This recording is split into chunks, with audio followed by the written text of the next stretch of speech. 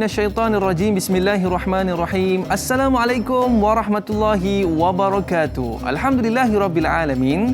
Wassalatu wassalamu ala asyrafil anbiya'i wal mursalin wa ala alihi wa sahbihi ajma'in, amma ba'. Alhamdulillah, anda bersama dengan saya Dai Aiman. Bersyukur kita kepada Allah Subhanahu Wa Taala, limpah dan kurnianya Allah masih lagi beri kesempatan dan kesihatan kepada kita untuk terus melaksanakan ibadah kepada Allah, dan seterusnya kita dapat menyaksikan program Tanyalah Ustaz, biar tahu jangan keliru. Apa khabar penonton-penonton sekalian? Harapnya semua dalam keadaan baik-baik belaka, sambil-sambil sarapan pagi ataupun bersiap nak pergi bekerja, boleh pasang TV tu, dengar apakah kupasan yang akan dikongsikan oleh Ustaz yang kita bawakan pada hari ini. Para penonton sekalian, kita nak sambung lagi pengajian kita dalam bab ibadah, iaitu berkaitan dengan persoalan imam dan makmum, iaitu halangan dalam solat bahagian yang kedua. Baik, bagi mengupas topik kita pada hari ini, kita bawakan kepada anda Al-Fadhil Ustaz Firdaus Subhi. Apa khabar Ustaz? Alhamdulillah. Saya tahu Ustaz kalau semayang jarang-jarang jadi makmum. Sebab biasanya jadi imam lah kan. InsyaAllah. Baik Ustaz, jadi hari ini kita nak menceritakan tentang halangan dalam solat berjemaah kita terutamanya Ustaz. Ya, betul. Baik, kepada para penonton yang ingin bersama dengan kita pada hari ini, boleh terus ke Facebook Tanyalah Ustaz TV3 untuk mengajukan soalan, atau terus call kita di talian 1800881677. Baik Ustaz, sebelum kita nak pergi kepada soalan-soalan berkaitan dengan halangan dalam solat berjemaah ni Ustaz, mungkin kita nak refresh mula Ustaz. Apakah dia kepentingan solat dan terutamanya kepentingan solat berjemaah? Persilakan Ustaz. InsyaAllah. Assalamualaikum warahmatullahi wabarakatuh. Alhamdulillahi rabbil alamin, wassalatu wassalamu ala asyrafil anbiya'i wal mursalin wa ala alihi wa sahbihi wa man da'a bi da'watihi wastanna bi sunnatihi ila yaumiddin, thumma amma ba'd. Alhamdulillah sahabat dan teman moderator pada pagi ini, Fadil Dai Aiman, seterusnya kepada seluruh kru program Tanyalah Ustaz pada pagi ini, dan tidak lupa kepada seluruh para penonton, peminat-peminat Tanyalah Ustaz, biar tahu jangan keliru. Alhamdulillah, pagi ini kita akan membicarakan topik yang cukup penting dalam hidup kita, iaitulah bab berkaitan dengan imam dan makmum dengan topiknya halangan solat, yang mudah-mudahan dengan sedikit pencerahan dan perbincangan kita pada pagi ini akan menambahkan lagi kepada kita keyakinan dalam kita melaksanakan ibadah solat di hadapan Allah Subhanahu Wa Taala. Apa pentingnya solat dalam hidup kita? Pertama, pentingnya solat kerana ia merupakan rukun yang kedua di dalam Islam itu sendiri, sehingga kan disebut oleh Nabi SAW, as-salatu imaduddin, man tarakaha faqad hadamaddin. Sesungguhnya solat itu adalah merupakan tiang agama.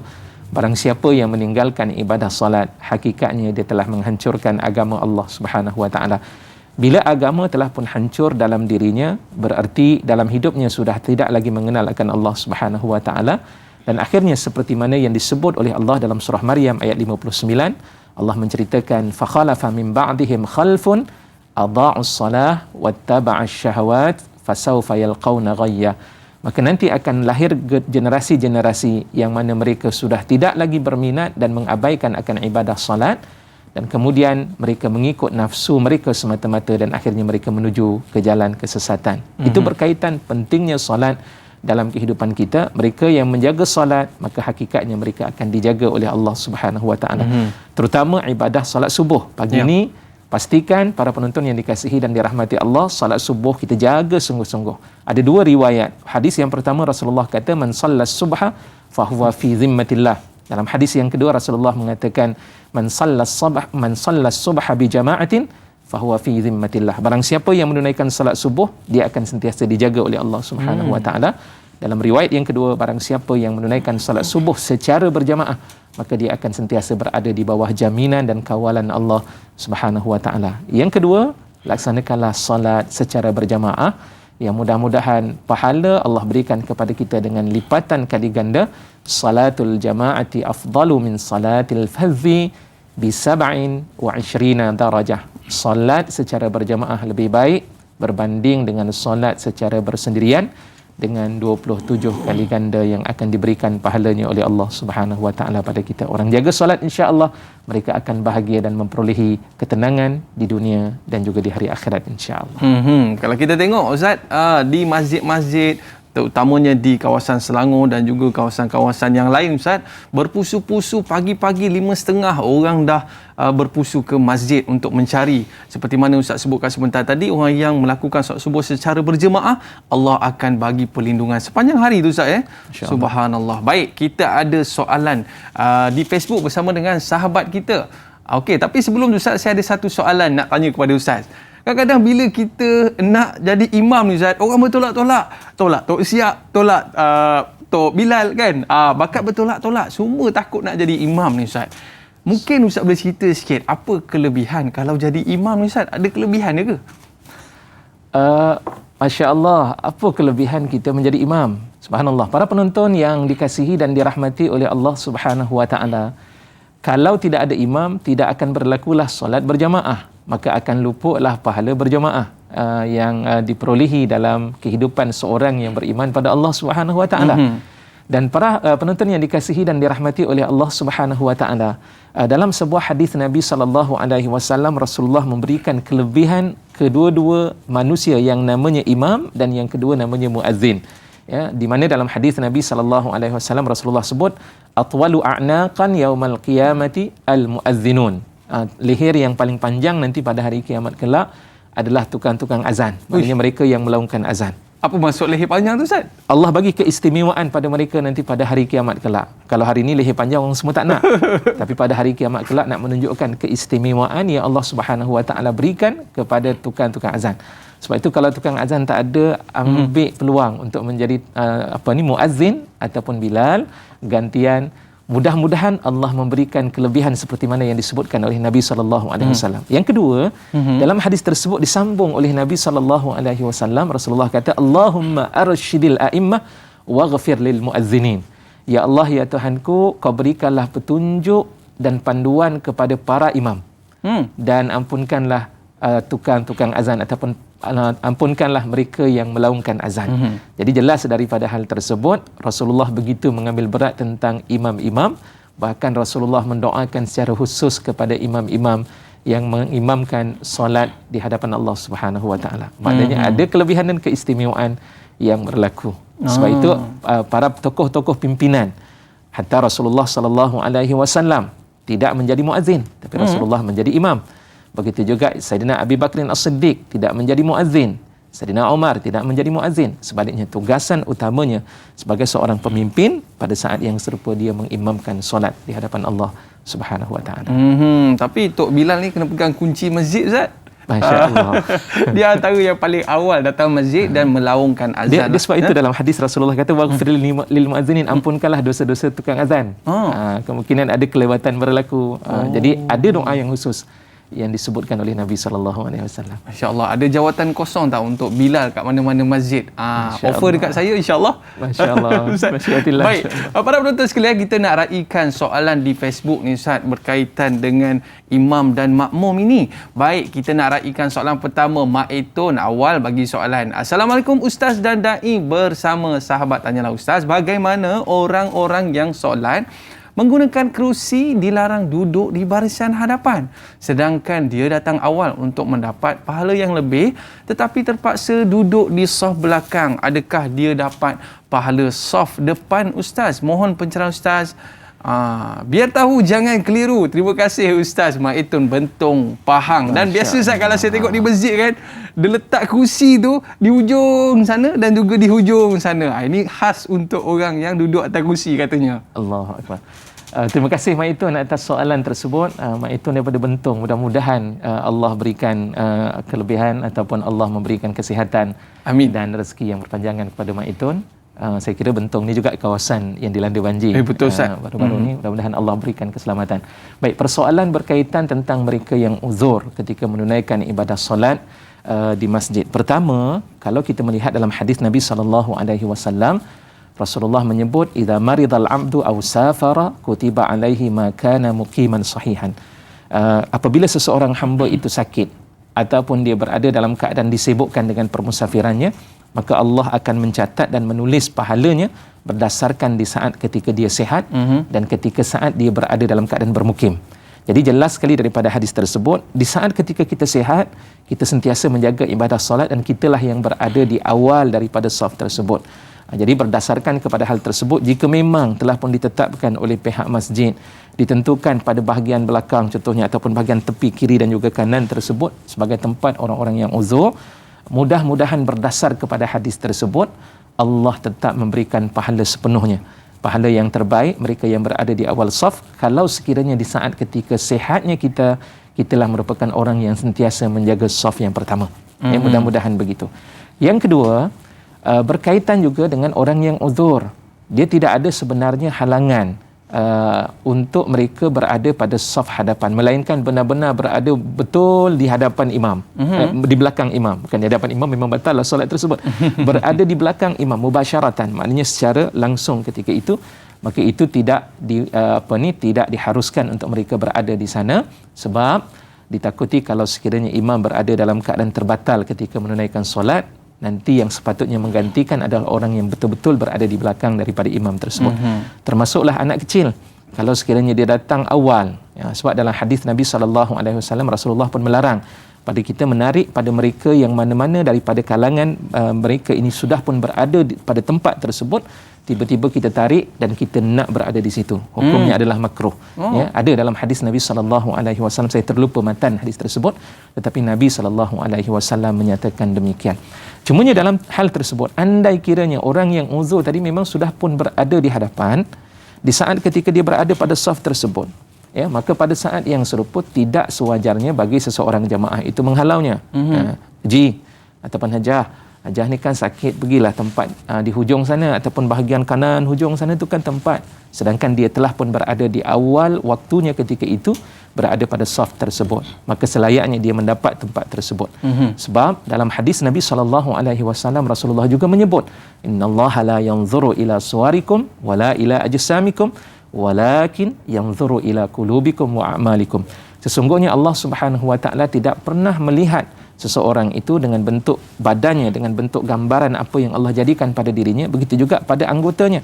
Dia sihat ke, dia cacat, Allah tidak pernah melihat kelebihan orang pada cacat dan juga sihatnya seseorang. Akan tetapi Allah melihat pada amalan-amalan yang dilakukan dan juga hati, niat dia dilakukan kerana apa. Maka itu yang akan dilihat oleh Allah Subhanahu wa taala. Berada dalam keadaan uzur ketika itu pada saf yang pertama, silakan. Cuma tinggal lagi orang yang uzur ketika dia berada pada saf hadapan tersebut, maka dia kena jaga juga dari sudut kedudukan ketika menunaikan solat agar tidak menyakiti mereka yang berada pada saf belakang. Contoh, diletakkan kerusi, katakan kerusi yang kita gunakan ini sebagai tempat untuk duduk ketika solat dalam keadaan duduk, menyebabkan orang yang berada di belakang tak boleh nak sujud kerana halangan daripada kerusi tersebut. Sebab itu dalam meletakkan kerusi pun ia merupakan satu perkara yang perlu difahami. Bahagian hujung kaki kerusi tersebut mestilah sebaris pada saf yang ada. Kaki belakang, Ustaz? Ya, pada kaki belakang ataupun kaki belakang lah kita sebutnya. Kaki belakang kerusi tersebut dia berada sebaris dengan saf. Maknanya kaki kita ni ketika duduk tu memanglah dia akan lari ke hadapan sedikit. Maka itu tidak menjadi masalah. Kenapa? Atas alasan supaya tidak menyakiti makmum yang berada di belakang yang nanti dia akan sujud kepada Allah Subhanahu wa taala. Kalau tidak, berlakulah lompong yang berada di belakang nanti. Betul, Ustaz. Tergantuk pula dekat kursi tu nanti. Baik para penonton, ada lagi soalan yang menarik akan kita kongsikan selepas ini, tapi kita berehat dulu seketika, Ustaz. Para penonton jangan ke mana-mana, kembali selepas ini Tanyalah Ustaz, biar tahu jangan keliru.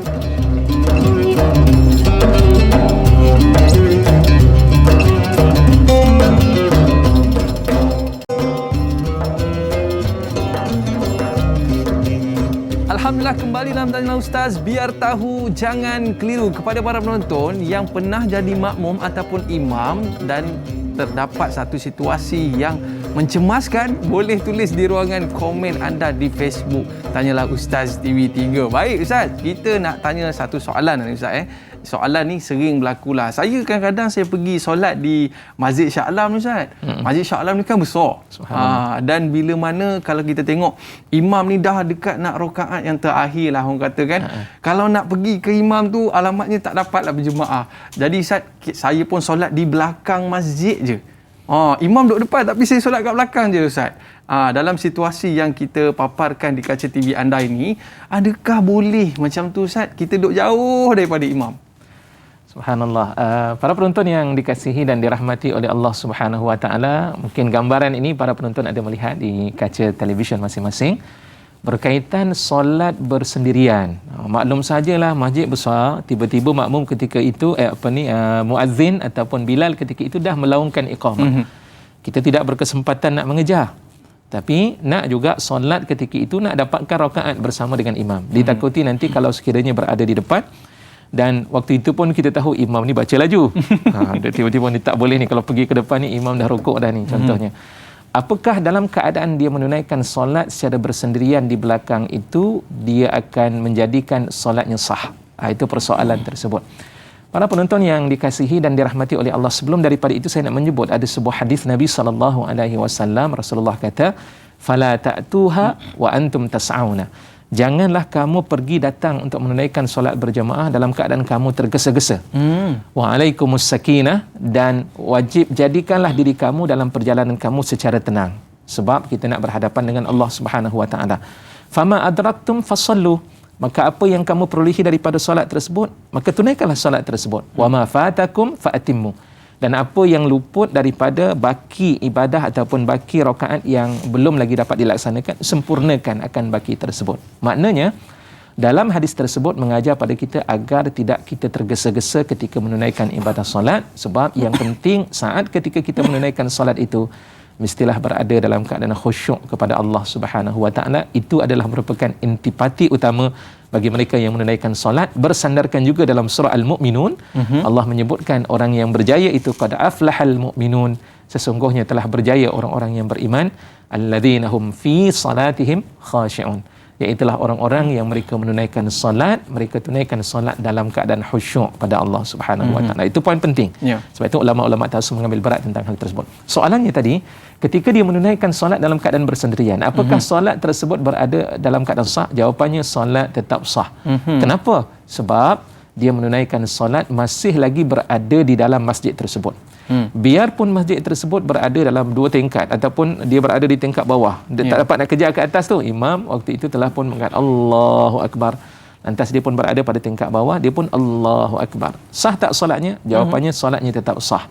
Tapi dengan syarat dia mengetahui akan intiqalatil imam, dia mengetahui akan pergerakan-pergerakan imam, sama ada dengan melihat ataupun dengan dia mendengar, walaupun dengan mic dan sebagainya, dia dengar akan bunyi ataupun pergerakan imam tersebut, maka sembahyang tetap sah.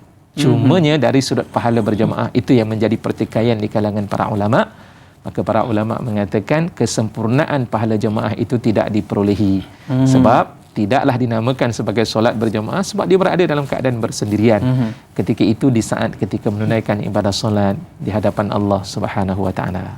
Allahu a'lam. Sebab kadang-kadang Ustaz, dekat masjid ni dia ada setengah orang ni dia suka cari pot dia sendiri. Ni aku punya pot. Masya-Allah. Dan kalau nak berganjak ke hadapan ni dia malas nak tarik sejadahnya. Baik Ustaz, kita ada satu soalan. Sebelum tu saya nak tarik juga perhatian kepada para penonton yang dikasihi dan dirahmati Allah. Janganlah kita melihat pot kita, janganlah kita melihat bahagian kita, tapi kita melihat apa yang terbaik di sisi Allah Subhanahu Wa Taala. Rasulullah sebut dalam sebuah hadis, Nabi sallallahu alaihi wasallam pernah bersabda, "Lau ta'lamuna ma fi kalaulah sekiranya kamu mengetahui ma fi saffil awal, apa yang ada pada saf yang pertama, wan nida, dan juga laungan azan ketika itu, nescaya kamu akan bersegera untuk mengejar tempat tersebut." Ada apa Ustaz? Soal pertama tu. Kenapa? Bahkan bukan lastabaku, kalau sekiranya fa illam tajidu, kalau sekiranya kamu tidak dapat tempat tersebut kosong, nescaya kamu akan mengundi sesama kamu satu hari yang akan datang. Sebab apa? Sebab saf yang pertama adalah sufuful malaikah, saful malaikah.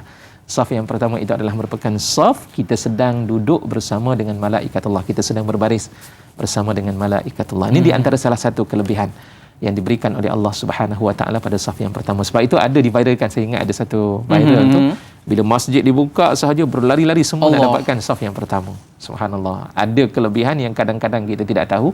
melainkan orang yang dikurniakan ilmu dan keyakinan dengan ilmu tersebut. Dia akan berlumba-lumba untuk mendapatkan saf yang pertama. Allahu Akbar. Nak lagi senang Ustaz, kena jadi AJK Ustaz. Jadi AJK boleh duduk depan sekali. Baik Ustaz, ada satu soalan yang cukup menarik pada sahabat kita di Facebook. Boleh kita raikan saya? Silakan. Bersama dengan Sahziatul Siddiq, bagaimana sekiranya kedudukan ruang solat itu sempit dan kedudukan jemaah apakah dibolehkan berubah sedikit kedudukan solat itu kerana ruang itu terhalang?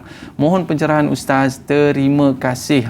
Kalau kita dapat saksikan di kaca TV kita ni Ustaz ya, bagaimana dia tersenggung sikit Ustaz. Mungkin depan tu ada tiang ke apa ke, jadi dia sengitkan sikit Ustaz. Tak sengit banyak pun. Adakah ianya sah solat tersebut Ustaz? Baik, terima kasih kepada Puan Syahziatul Siddiq atas soalan yang dikemukakan tadi. Jadi saat ketika nak menunaikan, ada keinginan dan semangat untuk menunaikan solat berjemaah, alhamdulillah, syukur pada Allah Subhanahu Wa Taala. Tapi malangnya tempat terlalu sempit. Biasanya kadang-kadang di shopping mall dan sebagainya, terlalu ramai orang nak menunaikan ibadat solat tersebut. Akhirnya sempit jemaah nak ditunaikan, sehingga menyebabkan bila berada dalam keadaan demikian, dia menunaikan solat itu dalam keadaan mengiring sedikit ataupun beralih sedikit daripada arah kiblat tersebut. Katakan kiblat berada di hadapan dan kemudian pada saf tersebut penuh, adalah sedikit ruang ke situ, tetapi arah dia agak miring sedikit ataupun mengiring sedikit daripada arah kiblat.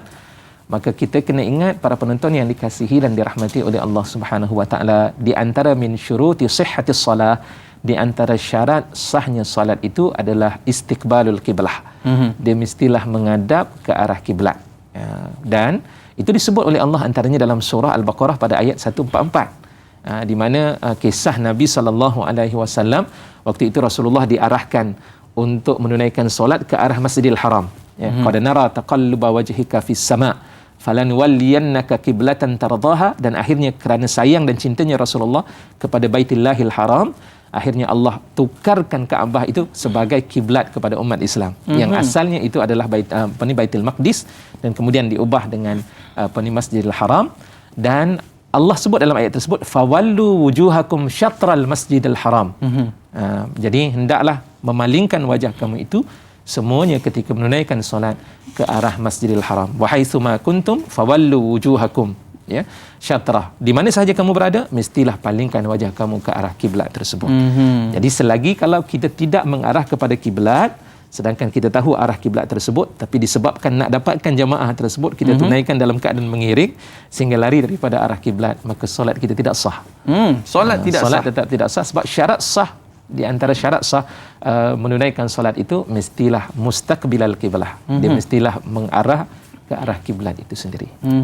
Masya-Allah. Itu satu poin yang cukup penting kita kena jaga, pastikan arah kiblat kita tepat. Baik. Ustaz, saya ada satu soalan, tapi sebelum tu ada penonton kita nak bersama dengan Ustaz. Pada pagi ini kita bersama dengan Encik Omar Abdul Majid. Assalamualaikum. Dipersilakan. Wabarakatuh, Dai Aiman dan juga Ustaz Firdaus Subuhi. Saya Omar Abdul Majid dari Felda Cini Timur 3 Pekan Fahang. Assalamualaikum Ustaz dan Dai. Waalaikumsalam warahmatullahi wabarakatuh. Jadi, soalan saya begini Ustaz ya. Perkara macam inilah saya sering lihat lah ni Ustaz. Dia tahu sekali pada solat Jumaat ni. Pada solat Jumaat ni dia ramai sikit Ustaz, pada solat yang kadang-kadang hari-hari biasa ni, solat fardu yang biasa ni. Jadi apabila dia ramai, dia tu dah ada segelintirnya dia suka datang lewat. Kerana apa, dia kata mungkin dia tak nak duduk lama-lama ke, ataupun dia mengantuk, macam mana duduk lama tu tak tahulah. Jadi apabila dah sampai lewat, azan dah dikumandangkan, orang dah ada, semua saf dah ada orang, tapi dia ada nampak mungkin ada kekosongan di barisan nafas tu, dia tetap pergi juga Ustaz. Dia pun cakap dengan jemaah lain, tufang lalu sikit ya. Dan sedangkan dia datang lewat, orang dah banyak di belakang, semua dah saf, ada orang, dia nak pergi juga ke barisan depan tu. Jadi soalan saya Ustaz, apakah dari sudut pandangan Islam dan pandangan Ustaz sendiri, bolehkah benda-benda ini? Apakah hukum orang yang begini, yang melangkah-langkah sah orang ini? Itu soalan saya Ustaz dan Dai. Terima kasih banyak Ustaz dan Dai. Assalamualaikum. Waalaikumsalam warahmatullahi wabarakatuh. Ada yang jenis suka melangkah-langkah sah orang ni nak ke hadapan ni Ustaz. Macam mana situasi itu? Boleh ke tak boleh ni Ustaz? Baik, terima kasih kepada Haji Omar Majid yang sentiasa setia bersama dengan rancangan Tanyalah Ustaz pada pagi ini. Berkaitan dengan mereka yang berada dalam keadaan lewat, datang dalam keadaan lewat tapi nak berada pada saf yang pertama, Ini merupakan satu perkara yang penting untuk diambil perhatian. Orang yang layak berada di hadapan itu adalah merupakan mereka yang berada di awal, mereka yang datang dalam keadaan awal, maka mereka layak untuk mendapatkan akan kedudukan pada saf yang awal. Kemudian yang kedua, dalam keadaan dia juga mencari jalan dengan melangkah-langkah akan jemaah-jemaah yang ada, itu juga adalah merupakan satu perbuatan yang makruh dilakukan ketika itu, sebab dia menyakiti makmum-makmum yang berada. Itu dalam situasi tersebut.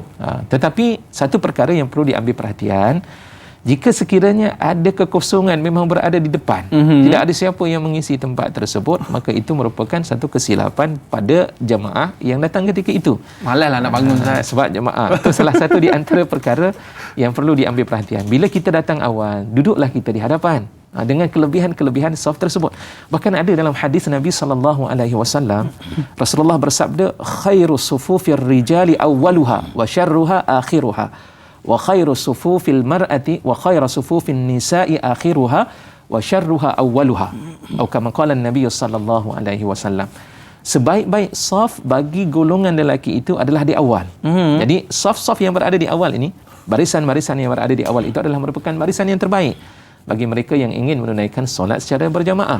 Dan seburuk-buruk, maksudnya pahalanya akan menjadi kurang. Disebut dengan syar itu seakan-akan sejahat-jahat. Maksudnya seburuk-buruk saf itu dia berada di belakang. Datang awal tapi duduk di belakang, satu perkara yang merugikan dari sudut ganjaran pahala yang akan diberikan oleh Allah Subhanahu Wa Taala.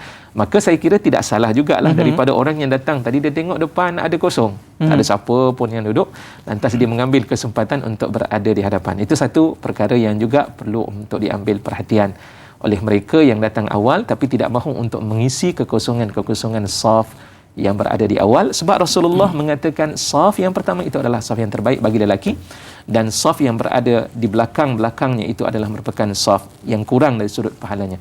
Dan begitulah juga bagi wanita. Sebaik-baik saf bagi wanita itu adalah akhiruha, mereka yang berada di akhir daripada saf tersebut, dan seburuk-buruknya adalah mereka yang berada di hadapan, yang dekat dengan makmum lelaki. Oh, macam tu pula. Maknanya bukan maksud dekat. So katakan bahagian wanita telah pun diletakkan kedudukannya di awal, garisan yang awal tu tetap yang dikatakan terbaik.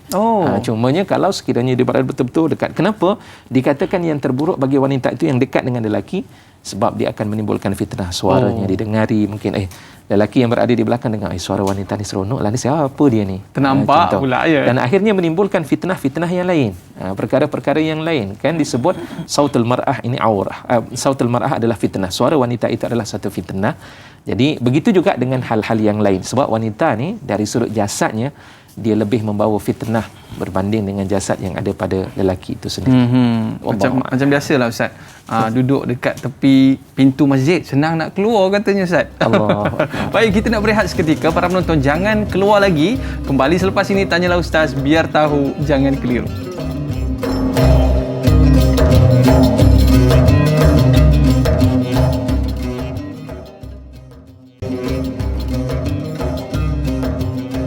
Alhamdulillah, kembali dalam Tanyalah Ustaz, biar tahu jangan keliru. Baik, hari ini kita dalam topik ibadah, membincangkan tentang imam dan juga makmum, halangan dalam solat berjemaah. Baik, para penonton yang dirahmati Allah Subhanahu Wa Taala sekalian, kita nak lihat lagi apakah di antara permasalahan yang berlaku ketika mana kita solat berjemaah. Baik Ustaz, saya ada satu soalan lah. Mungkin saya nak tanyakan. Biasanya bila mana kita solat berjemaah, ada di kalangan mereka ni ada duduk di bangunan A, dan ada jemaahnya sampai ke bangunan B pun ada juga Ustaz. Sebab mungkin terlampau ramai solat, mungkin solat Jumaat lah kot. Jadi bagaimana keadaan seperti ni Ustaz? Adakah sah solat bagi orang yang duduk di bangunan B ni Ustaz? Bagaimana Ustaz? Baik, terima kasih atas soalan Aiman sendiri pada pagi ini. Bagaimana situasi dan keadaan mereka yang menunaikan solat secara berjamaah ataupun solat Jumaat, memandangkan kapasiti pada bangunan solat tersebut itu, bangunan masjid tersebut itu. Pertama, dalam situasi yang saya nak cuba gambarkan, pertama, satu bangunan namanya masjid dan satu lagi bangunan yang bukan masjid. Jadi cuma bangunan yang bukan masjid tadi berdekatan dengan masjid. kalau sekiranya mereka berada satu tingkat ataupun dua tingkat dalam masjid yang serupa, itu tidak menjadi masalah untuk menunaikan solat bersama dengan imam itu sendiri. Atas bawah. Atas dan juga bawah. Tak menjadi masalah sebab dia berada di masjid. Yang penting dia mestilah mengetahui tentang pergerakan imam. Seperti mana yang telah pun saya nyatakan, sama ada dengan dia mendengar ataupun dia melihat imam ataupun melihat saf yang berada bersama dengan imam ketika itu, bagi pergerakan yang dilakukan oleh mereka, itu tidak menjadi masalah. Cuma isunya kalau sekiranya dua bangunan, yang kalau sekiranya bangunan yang kedua tidak diiktibarkan sebagai masjid. Apa yang tidak diiktibarkan pada masjid, tanyalah pada pihak masjid tersebut, ni bangunan ni masjid ataupun bukan. Kalau dia bukan daripada masjid ketika itu, maka dia dianggap sebagai di luar daripada masjid, maka jarak di antara imam dengan makmum tersebut ataupun pada saf yang terakhir pada masjid tersebut itu dengan saf yang berada di luar daripada masjid tidak melebihi daripada 300 hasta. Lebih kurang 300 hasta, para ulama kata lebih kurang dalam 150 meter. Jarak dia mestilah tidak melebihi daripada jarak saf yang terakhir pada masjid tersebut. Jadi kalau katakan masjid tersebut dia tengok saf yang terakhir itu dan kemudian dia pun berada di luar bangunan tersebut, memang tidak, jaraknya itu tidak melebihi daripada 150 meter tersebut, dan dia berada pada saf tersebut, maka itu tidak menjadi masalah, solatnya sah. Tapi yang penting tadi dia mestilah mengetahui akan pergerakan imam tersebut. Tambah pula bila kita ada penjarakan fizikal Ustaz sampai ke padang-padang, ke luar-luar sana, ke atas jalan orang semayang Ustaz kita seronok bukan sebab apa Ustaz? Sebab ada semangat untuk nak solat Jumaat dan juga solat berjemaah tu Ustaz. Baik, kita ada pemanggil tadi. Ya, saya nak tambah. Kalau sekiranya masjid juga, bangunan sebelah pun masjid, bentuknya cuma macam dua building, dua bangunan yang berbeza, tapi dia juga diiktibarkan masjid, maka itu tidak menjadi masalah. Dia tidak dikira dengan 150 meter tersebut. Sebab diiktibarkan bangunan yang kedua, artinya ada tempat laluan daripada bangunan pertama, pintu masuk ada yang menyambung dan tempat laluan tersebut boleh dilalui, maka dia dinamakan juga sebagai masjid. Itu tidak menjadi masalah dan dia tidak terikat dengan syarat 300 hasta tersebut.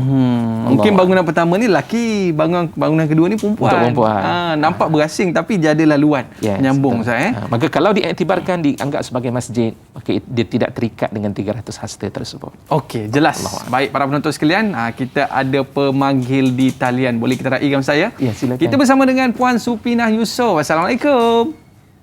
Waalaikumsalam warahmatullahi wabarakatuh. Saya nak tanya soalan dengan Ustaz ya. Okey, silakan. Assalamualaikum Ustaz dan Waalaikumsalam warahmatullahi. Ustaz, macam ni kan, satu hari tu saya pergi ke masjid. Lepas tu masjid tu agak besar, lepas tu solat asar kan. Tabir tu pula tertutup. Saya tak nampak lah, saya masbuk ni Ustaz. Baik. Lepas tu saya tak nampak imam tu rukuk. Jadi saya terus Fatihah. Bila saya sedar rupanya dia dah sami Allah dah kan. Jadinya saya tak rukuk bersama imam masa saya masbuk tu. Adakah rakaat saya tu diterima atau bagaimana? Dan satu lagi Ustaz, saya ni kan seorang perempuan kan lebih afdal solat di rumah. Ya. Tapi diberi kesempatan suami mengajak untuk berjemaah di masjid. Tapi saya berpegang dengan kata afdal lebih di rumah. Jadi saya buat di rumah. Jadi mana lebih afdal Ustaz kalau macam tu? Kalau seorang di rumah dan suami di masjid, ataupun saya ikut je suami tu ke masjid? Itu je soalan saya Ustaz ya. Okay, Ustaz. Assalamualaikum. Waalaikumsalam warahmatullahi wabarakatuh. Ni isteri penceramah lah ni. Masya Allah. Ustazah juga tu. Ustazah juga tu. Masya Allah. Jadi soalan pertama yang cukup menarik Ustaz. Sedar-sedar dah sami Allahu liman hamidah, tak sempat rukuk bersama dengan imam. Adakah sah solatnya tu Ustaz? Baik, pertama kita kena lihat dari sudut kedudukan diri yang menunaikan solat tersebut. Kalau sekiranya dia adalah merupakan makmum muafiq, artinya dia sama dengan imam ketika takbir, dia bersama dengan imam dan dia berkesempatan untuk membaca Fatihah bersama dengan imam. Sebab ada dua pandangan dalam menentukan makmum muafiq. Yang pertama, pendapat yang mengatakan makmum muafiq itu mereka yang selari ataupun sama dengan imam ketika takbiratul ihram, sempat bersama takbiratul ihram imam. Yang kedua pula mengatakan pandangan disebut di kalangan para ulama Asy-Syafi'iyah, menyebut bahawa mereka yang berkesempatan membaca Fatihah di saat ketika berdirinya seorang imam sebelum imam rukuk. Baik, itu disebut sebagai muafiq. Kalau begitu keadaannya, dia masih lagi dibenarkan untuk tertinggal dengan dua rukun yang utama. Maknanya kalau ketika dia rukuk, imam dia masih lagi belum menghabiskan Fatihah. Ketika dia i'tidal, masih lagi belum menghabiskan Fatihah. Ketika sujud, belum lagi menghabiskan Fatihah, itu masih lagi dibenarkan untuk dia menamatkan Fatihah tersebut. Dan di saat ketika imam bangkit daripada sujud tersebut, dia perlulah untuk masuk kepada rukun kedua, artinya sudah tidak lagi berada dalam keadaan dia berdiri, tapi sebaliknya dia rukuk dan seterusnya mengikut kepada kaedah rukun-rukun dalam solat tersebut, rukuk, i'tidal dan berikutnya lah untuk dia tunaikan. Itu yang muafiq. Adapun bagi makmum yang masbuk, mereka mestilah menamatkan, mereka kalau tidak berkesempatan untuk menamatkan bacaan Fatihah, maka yang pentingnya dia mestilah bersama-sama dengan imam ketika rukuk. Waktu tiba-tiba dia kata, ya Allah Ustaz, saya tak tahu yang imam. Sebab itu syarat untuk sahnya qudwah, mengikut ataupun mengikut imam, syarat untuk qudwatul imam, mencontohi ataupun mengikut imam itu, syaratnya dia mestilah ma'rifati intiqalatil imam. Dia mesti mengetahui akan pergerakan imam tersebut. Dalam kes, contohnya ada satu kes yang disebutkan oleh para ulama. Muslimat dia sembahyang di bawah hari Jumaat. Dia menunaikan solat hari Jumaat di bawah. Sementara makmum muslimin dia menunaikan solat pada hari Jumaat di tingkat atas bersama dengan imam. Tiba-tiba mic rosak. Ada sound masalah problem ketika itu. Dah rakaat yang pertama, Allahu Akbar solat, sami Allahu liman hamidah, Allahu Akbar. Rakaat pertama sampai sujud je dah tak dengar dah. Apa imam buat ni? Rupa-rupanya terputus mic tersebut. Apa yang dia nak buat ketika itu? Maka muslimat yang berada di bawah, pertama dia sudah tidak mengetahui lagi akan pergerakan imam tersebut. Maka apa yang perlu dilakukan? Dia kena tukar solat Jumaat itu, dia bertukar menjadi solat Zuhur. Patutnya 2 rakaat tadi bersama dengan imam. Oleh kerana dia sudah tidak lagi dapat mengikut dan mengetahui akan pergerakan imam ketika itu, biarpun niatnya ketika itu niat solat Jumaat, tapi tetap sahaja dari sudut amalannya nanti dia akan laksanakan sebanyak 4 rakaat. Dia akan melaksanakan 4 rakaat dengan dia memutuskan ketika itu mutaba'atil imam, dengan dia memutuskan niat untuk tidak lagi bersama dengan imam sebab dia sudah tidak tahu akan pergerakan tersebut, dan seterusnya dia akan melaksanakan solat tersebut, solat Zuhur, bukan lagi solat Jumaat. Sebab solat Jumaat mesti dilaksanakan secara berjemaah. Biarpun dia niat, Ustaz tadi dia niat solat Jumaat, walaupun tetap dia niat dengan niat solat Jumaat ketika itu, maka hukum sudah pun berubah disebabkan dia sudah tidak lagi mendengar ataupun mengetahui akan pergerakan imam tersebut. Itu sebagai contoh. Samalah juga dalam persoalan tadi, kalau sekiranya tiba-tiba dia tahu imam dah juga sujud, maka ketika itu dia terus kena sujud dan dia tidak dapat luputlah rakaat tersebut. Sebab dia waktu itu dalam hadis Nabi SAW, Rasulullah bersabda, innama ju'ilal imamu liyutamma bih. Adapun imam diwujudkan, dijadikan itu untuk diikuti, untuk diimamkan. Tiba-tiba dalam keadaan demikian, imam dah sujud dah, saya baru nak baca Fatihah tersebut, maka ketika itu dia kena sujud juga bersama dengan imam, dan pada saat yang serupa nanti dia akan tambah segala kekurangan. Memanglah dia tak dapat langsunglah rakaat tersebut. Sebab bagi makmum yang masbuk, dia akan dapat rakaat sekiranya dia sempat untuk rukuk bersama dengan imam, walaupun tidak dapat menamatkan bacaan Fatihah tersebut. Baru saya faham, Ustaz. Jadi tadi soalan yang kedua, Ustaz, dia tanyakan, adakah okey dia ikut suami dia solat jemaah di masjid ataupun solat di rumah ni, Ustaz? Baik, sebaik-baik solat bagi seorang wanita itu fi baitiha. Di rumahnya. Itu disebut memang dalam hadis Nabi SAW, Rasulullah menyatakan, bahkan disebut daripada rumah itu sebaik-baiknya pada bilik yang khas. Daripada rumah yang besar itu, katakan dia ada rumah yang besar ketika itu, walaupun rumah itu adalah yang terbaik bagi solat seorang wanita, di biliknya yang khusus itu lebih baik bagi seorang wanita. Fi mahda'iha, dalam hadis menyebutkan demikian. Baik, bagaimana keadaan seseorang muslimat, dia nak juga pergi ke masjid, nak tunaikan solat di rumah Allah Subhanahu wa taala. Rasulullah bersabda dalam hadis Nabi SAW, la tamna'u ima Allah al-masajidah. Janganlah kamu menghalang akan para wanita itu untuk pergi ke rumah Allah Subhanahu wa taala. Cuma dia perlu meraihkan adab ketika berada di masjid. Maksudnya tidaklah berwangi-wangian, memakai pakaian yang menyebabkan orang semua memandang akan dirinya. Semuanya itu akan membawa kepada fitnah dan akhirnya merosakkan ibadah solat itu sendiri di hadapan Allah Subhanahu wa taala. Maka pada saat ketika itu dibenarkan. Apatah lagi, Ustaz, saya pergi ke masjid bukan hanya sekadar solat, Ustaz. Tapi saya pergi ke masjid, saya nak belajar. Suami saya Ustaz, suami saya menyampaikan ilmu. Kat rumah dia tak sampaikan ilmu, dia tak ada masa. Kat rumah, kadang-kadang begitu. Tak sempat, Ustaz? Tak sempat lah, abang tak sempat. Abang waktu malam, waktu subuh, tengah hari, duha dan sebagainya. Semua waktu dihabiskan di luar, di rumah tidak berkesempatan, maka si isteri tadi, mendahagakan akan ilmu tersebut, dia datang bersama dengan suami ke mana sahaja suami pergi sebab nak dapatkan ilmu tersebut, maka itu adalah afdal. Sebab dalam hadis Nabi SAW, Rasulullah sebut talabul ilmi faridatun ala kulli muslim, bahawa menuntut ilmu itu wajib ke atas setiap orang-orang Islam, sama ada lelaki ataupun perempuan, maka wajib untuk menuntut ilmu bagi menentukan perkara yang dilakukan itu sah, benar, halal ataupun haram, ya, untuk mengetahui tentang dosa dan juga pahala tersebut. Jadi tidak menjadi masalah untuk menunaikan. Cuma tadilah di saat ketika dia nak pergi ke masjid, diraihkan tentang adab-adab ketika menuju ke rumah Allah Subhanahu Wa Taala. Baik Ustaz, kita nak berehat seketika para penonton. Ada banyak lagi soalan yang kita nak raikan. Kita berehat kembali selepas ini. Tanyalah Ustaz, biar tahu, jangan keliru.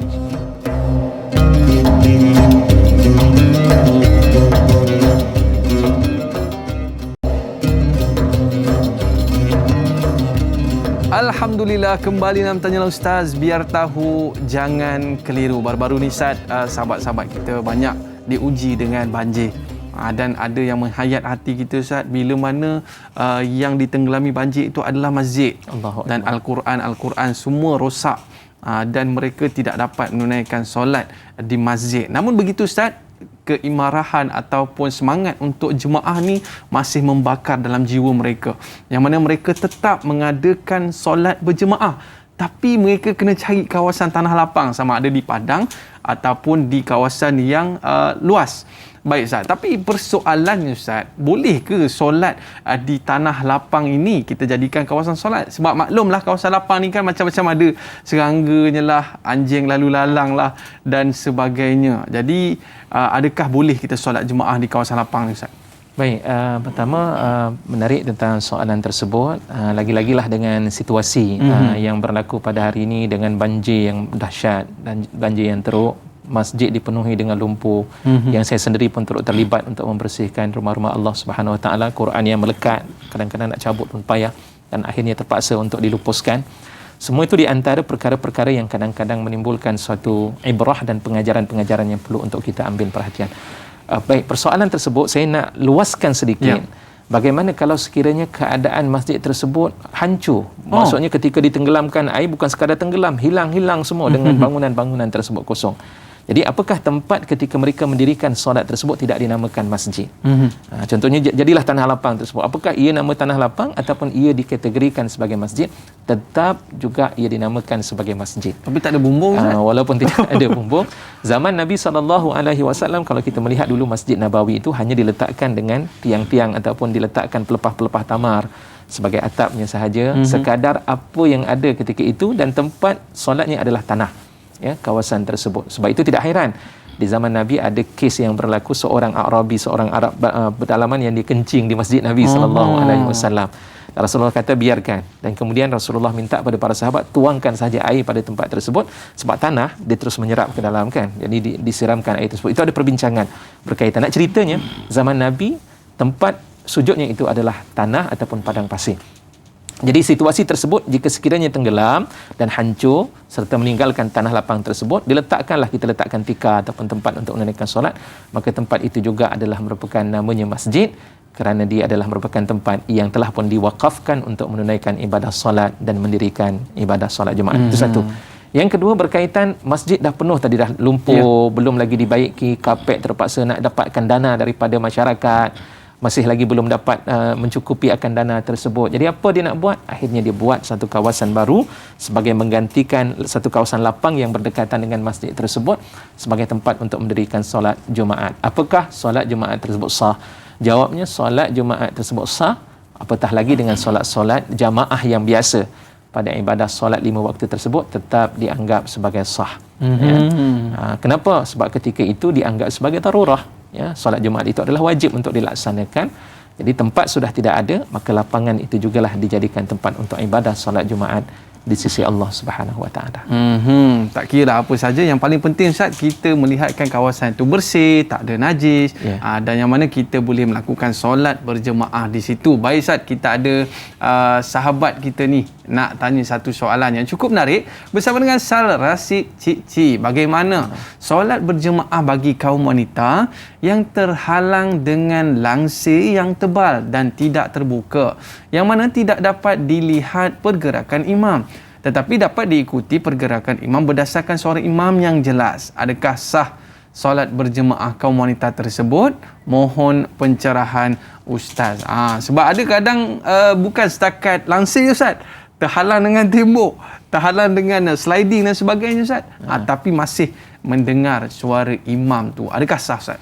Baik, terima kasih pada Puan Sar Rashid Cik atas soalan tersebut. Menarik, dalam perbincangan tersebut dia ada dua situasi yang berbeza. Satu situasi ketika berada di rumah Allah Subhanahu Wa Taala yang namanya masjid, biarpun terhalang, kadang-kadang kita melihat ada setengah daripada masjid ni diletakkan halang, ada penghalang dia ketika itu untuk menutup di antara imam dan juga makmum.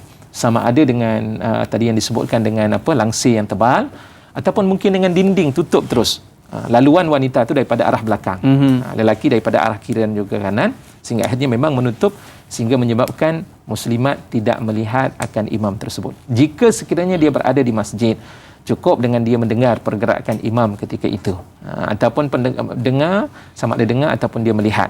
Kalau dengar daripada imam ataupun muballigh yang menyampaikan, ada di kalangan makmum yang dia sebagai muballigh menyebut akan imam, sebutan imam tersebut. Jika imam kata Allahu Akbar, dia pun menyebut Allahu Akbar. Sami Allahu liman hamidah, Sami Allahu liman hamidah. Makmum muslimat mendengar akan pergerakan tersebut, maka ketika itu solatnya tetap sah, tidak menjadi masalah. Yang kedua, dalam situasi yang kedua, jika sekiranya dia berada di kawasan yang tidak dinamakan dengan nama masjid, maka mestilah ada laluan dibuka. Mesti ada, dia tidak boleh dengan ditutup langsung sehingga tidak dapat memperlihatkan keadaan imam tersebut ataupun makmum yang berada di belakang imam daripada kalangan makmum-makmum lelaki. Dia kena melihat hal tersebut. Itu situasi yang berada di luar daripada rumah Allah Subhanahu Wa Taala. Dan ini disebut dalam kitab-kitab fiqh, di antaranya dalam kitab Kifayatul Ahya, dalam mazhab Syafi'i dan beberapa kitab-kitab yang lain. Dan saya tengok ada setengah masjid ni Ustaz, dia tak tutup pun. Dan dia cuma letak penghadang yang rendah, tetapi makmum wanita masih boleh melihat imam di hadapan. Apa saranan Ustaz untuk pihak pengurusan masjid? Nak kena buat tembok ke, nak buat tirai tebal ke, ataupun sekadar tutup dan boleh nampak sikit-sikit? Baik, dia terpulang kepada pihak masjid sekiranya sesuatu yang lebih mudah, sebab dalam hadis Nabi SAW Rasulullah sebut yassiru wala tu'assiru. Betul. Ya. Basyiru wala tunaffiru. Permudahkanlah oleh kamu, jangan kamu persusahkan. Berikanlah berita gembira, jangan jadikan mereka itu lari daripada agama Allah Subhanahu Wa Taala. Maka dalam hal tersebut dia terpulang kepada pengurusan masjid, sebab kadang-kadang ada masjid yang dia memiliki kekayaan yang luar biasa. Yang kita tak boleh nak bayangkanlah, kadang-kadang begitu. Maka dia terpulang. Yang penting mempermudahkan kepada para muslimat untuk melaksanakan ibadah solat tersebut, sebab halangan tersebut juga dinamakan sebagai sutrah. Maka sutrah itu pun tidak menjadi masalah, macam seperti mana Da'i Aiman tadi kata dia rendah. Memang sutrah dalam keadaan demikian, dan sutrah ini mustahab, dianjurkan dan disunatkan pada kita saat ketika kita menunaikan solat, maka letakkan sutrah itu hukumnya adalah sunat. Baik Ustaz. Ini dia pentingnya dalam kita melakukan solat, biar ada penghadang. Kaedah tak tahu kat mana bahagian lelaki, mana bahagian perempuan. Sahabat kita nak tanya soalan Ustaz di Facebook bersama dengan Rahimah Saud. Semasa menunaikan solat berjemaah di surau-surau lebuh raya, yakni keadaan biasa tanpa wabak, apakah yang imam perlu lakukan supaya tidak berlaku halangan kepada solat disebabkan faktor ruang dan masa? Dan yang kedua, adakah menjadi satu halangan bagi jemaah wanita berimamkan di bahagian lelaki di surau-surau lebuh raya? Baik Ustaz, mungkin soalan pertama kita fokus terlebih dahulu. Yang mana kita nak jemaah Ustaz, tapi orang ramai ni tunggu kat luar dan sebagainya. Kalau soal jemaah mungkin jadi lambat dan sebagainya. Mana yang terbaik ni Ustaz? Solat seorang-seorang ke nak kena jemaah juga? Baik, terima kasih kepada Puan Rahimah atas soalan yang dikemukakan tersebut. Dalam hal yang demikian, pertama, apa tindakan yang perlu dilakukan oleh seorang imam? Oleh kerana tempat solat tersebut terhad dari sudut bilangan, dan memang ramai di kalangan mereka yang ingin menunaikan ibadah solat. Tengok beratur semua. Ya, kalau dalam orang Arab kata tabur. Mereka semua beratur panjang. Ya. Jadi dalam keadaan demikian, apa yang perlu dilakukan oleh imam? Imam laksanakan solat dengan seringkas yang mungkin. Sebab kadang-kadang kita nak zikir lama, baca baca bismillah tu pun dengan bacaan tarannum atau bismillahirrahmanirrahim. Tak bolehlah kita lakukan demikian. Buat dengan sebaik yang mungkin. Yang penting pastikan solat yang kita laksanakan itu adalah sah. Ya, sebab pada saat tersebut kita sedang berhadapan dengan situasi yang berbeza, maka kaedah yang kita nak laksanakan juga dengan kaedah yang berbeza ketika itu. Jadi imam pada saat tersebut, oleh kerana bilangannya terlalu banyak, ringkaskanlah solat yang dilaksanakan ketika itu dengan sebaik yang mungkin dan berzikirlah secara bersendirian kalau sekiranya ingin berzikir ketika itu bagi mempermudahkan jemaah-jemaah yang lain untuk menunaikan ibadah solat di hadapan Allah Subhanahu Wa Taala. Itu apa yang berlaku dalam kes tersebut. Ketika di R&R Ustaz Cuma kalau sekiranya Ustaz boleh tak berbilang-bilang jemaah? Oh, macam mana tu Ustaz? Contoh macam saya teringat pernah satu ketika kami berada di KLIA. Waktu sembahyang, waktu nak terbang tu dah terlalu singkat waktu subuh. Jadi pada saat tersebut seorang berada jemaah di dalam, seorang lagi buat jemaah berada di luar. Situasi tersebut itu tak jadi masalah pun. Dalam hal tersebut. Hatta termasuk jemaah yang berbilang-bilang di masjid-masjid, minta maaf, di surau-surau yang berada pada R&R itu juga tidaklah menjadi masalah. Kenapa Ustaz? Sebab dia tidak dianggap sebagai sebuah masjid yang disebut di sana ada imam yang ratib, imam yang tetap, imam yang ditentukan. Dia berbeza dengan masjid. Masjid ni kita tak boleh buat solat jemaah, melainkan kita menunaikan solat bersama dengan imam rawatib tersebut, imam yang telah ditetapkan yang berada di masjid tersebut. Apa tujuannya? Untuk menjadikan kesatuan hubungan hati kita ini, kesatuan amalan kita di sisi Allah Subhanahu Wa Taala, nak menunjukkan kesatuan umat Islam itu sendiri.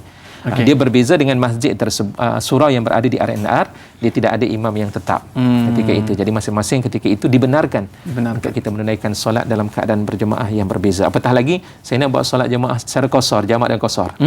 Yang seorang melaksanakan secara tamam, dia laksanakan dahulu. Dia laksanakan dengan solat dia dan kita laksanakan jamak dan juga qasar. Jadi masalah. Baik Ustaz. Rahimah Saud ni dia tanya soalan yang kedua Ustaz. Dia datang ke R&R tapi dia terdengar suara imam tadi, Allahu Akbar. Dia ingat nak follow lah imam ni Ustaz. Boleh ke tak boleh tu? Baik, boleh tak follow imam yang berada di surau yang diletakkan di R&R? Pertama, surau yang letak di R&R dia bukan dalam kategori yang dinamakan sebagai masjid. Sebab dalam kaedah hukum, ni ulama meletakkan mana-mana rumah Allah ini dia mestilah dalam dua kategori. Sama ada yang pertama namanya masjid, yang kedua namanya jami'. Apa beza di antara masjid dan jami'? Bahasa kita, masjid ni adalah surau yang tidak ditunaikan mana-mana tempat solat yang tidak diwakafkan untuk menunaikan solat, dan pada saat yang serupa dia tidak ditunaikan solat Jumaat. Itu namanya masjid dalam istilah kitab-kitab mazhab Syafi'i. Dan kemudian adapun masjid yang didirikan akan ibadah solat Jumaat, maka itu dinamakan dengan nama jami', ya, namanya jami'.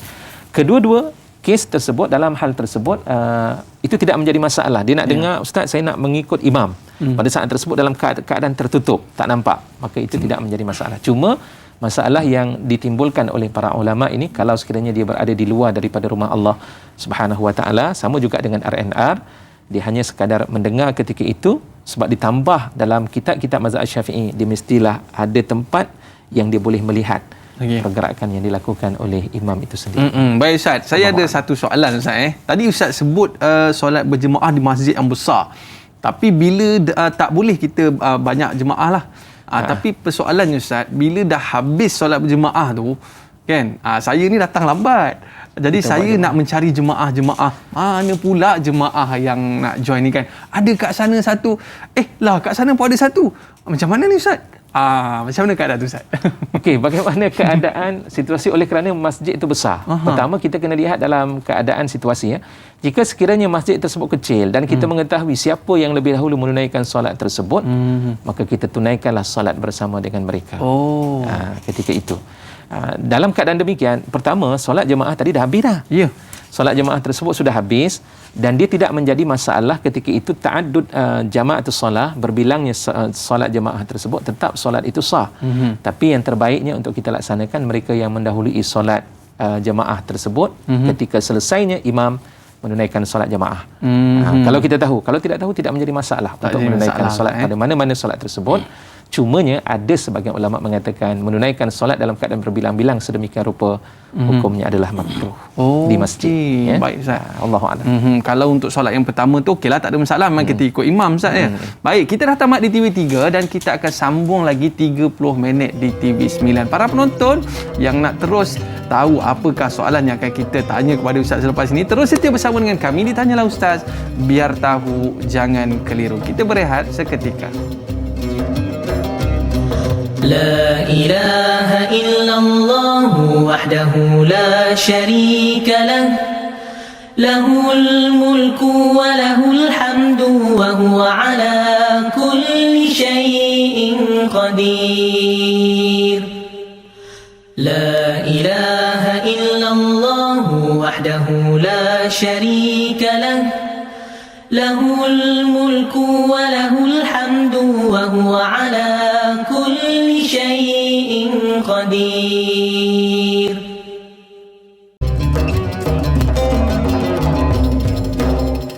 Alhamdulillah, kembali dalam Tanyalah Ustaz. Biar tahu jangan keliru dalam topik ibadah kita pada hari ini berkaitan dengan imam dan makmum, halangan di dalam solat berjemaah. Kita ada satu soalan yang cukup menarik dari sahabat kita di Facebook. Boleh kita raikan Ustaz ya?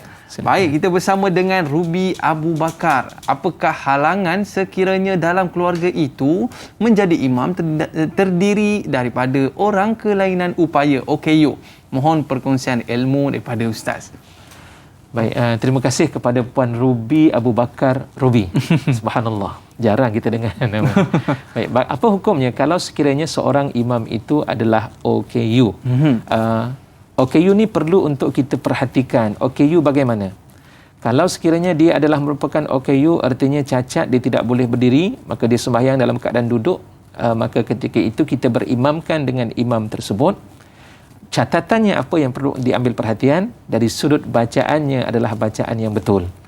Maknanya ketika dia membaca Fatihah, jelas Fatihah tersebut tidak ada makharijul huruf yang lari daripada huruf-huruf dalam rukun-rukun yang berkaitan dengan qauli. Maknanya surah Al-Fatihah betul, selawat kepada Nabi pada tahiyat akhir, tasyahud di tahiyat akhir.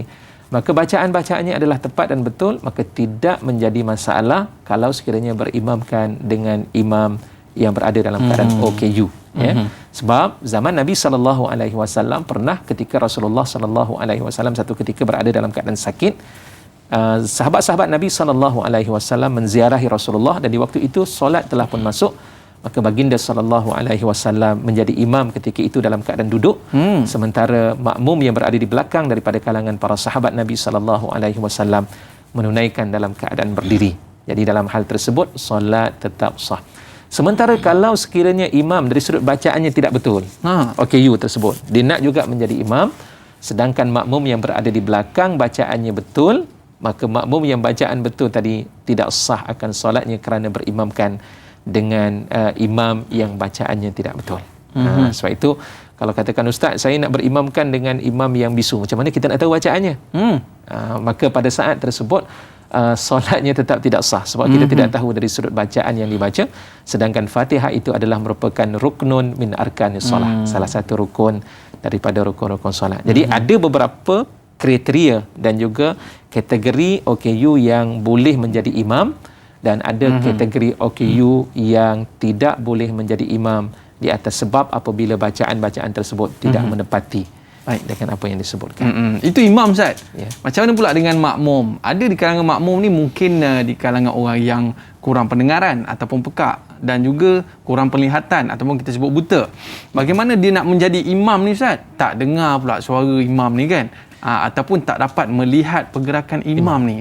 Mungkin Ustaz ada pengalaman orang berjemaah OKU seperti ini. Okey, memang saya ada pengalaman ketika menjadi imam, sebab kebetulan dia pun selalu suka untuk mengurut kaki dahululah satu ketika. Masya-Allah. Dia memang kerja begitu.